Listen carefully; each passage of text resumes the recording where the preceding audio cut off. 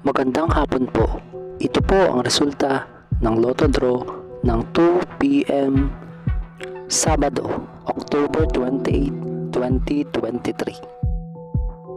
Sa 2D Lotto, 6, 15 in exact order.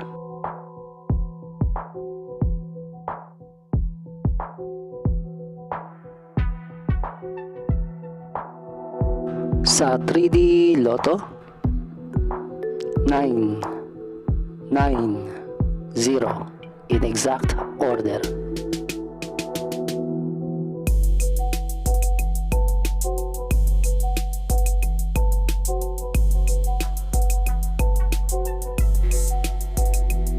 Ito po ang mga paalala sa mga Lotto winners at paraan kung paano makuha ang napanalunan. Ito po ang mga paalala sa mga Lotto winners at paraan kung paano makuha ang napanalunan. See you again later at 5 p.m. Lotto results para sa 2D Lotto at 3D Lotto.